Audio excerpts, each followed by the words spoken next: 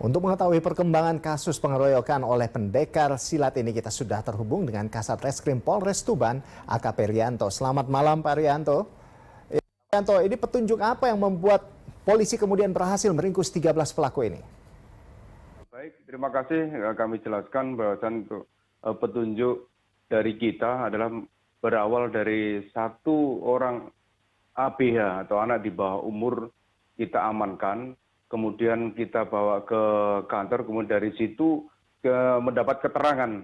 Jadi ada beberapa temannya yang disampaikan ke penyidik, sehingga kami bergegas kemudian setelah mendapat informasi dari anak tadi, kemudian kami ke lapangan melaksanakan penyelidikan. Sesaat kemudian di desa wilayah Kecamatan Soko, kemudian Rengel, dan malam itu juga kami amankan 13 tersangka. Baik. Nah, ini lalu mengapa hanya 6 yang kemudian sebelumnya ini dijadikan tersangka begitu ya, kalau melihat video dari peserta konvoy ini kan cukup banyak begitu ya Pak ya? Ya, betul. Jadi kenapa hanya 6 yang ditetapkan sebagai tersangka? Karena yang lainnya sebagai saksi. Menurut keterangan dari mereka, dari peran masing-masing itu hanya 6 orang tadi yang melaksanakan kegiatan tersebut. Yang lainnya adalah menjadi saksi, Mas. Ada 6 pelaku utama, sementara yang lainnya saksi begitu ya Pak ya? Baik, Pak Rianto, lalu bagaimana dengan kondisi korban saat ini? Baik, untuk kondisi ke-6-nya sampai saat ini baik-baik saja. Dia tidak dirawat di rumah sakit dan sebagainya begitu ya Pak ya? Tidak ada yang dirawat di rumah sakit, semuanya sehat. Terkait dengan pasal yang menjerat ini seperti apa, dan untuk pelaku yang di bawah umur bagaimana penanganannya, Pak? Baik Mas, dapat kami jelaskan bahwasannya untuk dewasa kami terapkan pasal 170 ayat 2 ke 2 KUHP, itu pasal 170 ayat 1 KUHP.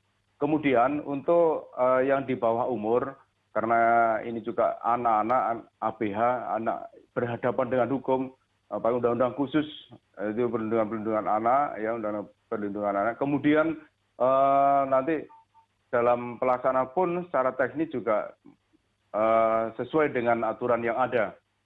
Mungkin yang sudah pernah kita lakukan adalah diversi karena anak masih dalam golongan anak-anak. Kemudian dapat kami jelaskan bahwasanya di video yang viral itu ada mobil patroli yang lewat begitu saja, yang seolah-olah membiarkan adanya kejadian tersebut. Padahal yang sebenarnya tidak seperti itu. Memang di depan mobil itu, ya, di sebelahnya yang viral itu ada memang ada TKP lagi yang lebih besar. Itu yang tidak terekam di video itu. Jadi anggota tersebut melakukan pengejaran pakai mobil patroli ke TKP yang di sebelahnya itu. Terima kasih. Baik, Pak Rianto, ini kita ketahui bukan pertama kali ya kan terjadi kasus seperti ini. Ini sudah berulang kali begitu terjadi. Nah, apa yang bisa dilakukan agar kejadian serupa ini tidak kembali terjadi, Pak?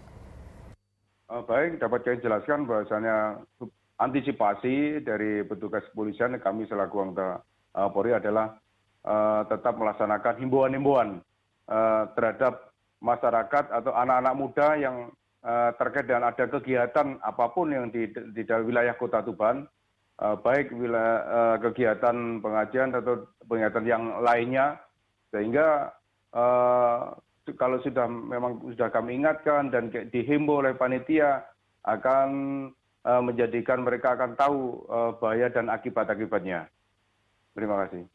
Baik, terima kasih banyak Kasat Reskrim Polres Tuban, AKP Rianto sudah bergabung bersama kami di Berita Satu Malam. Selamat malam dan salam sehat senantiasa Pak Rianto.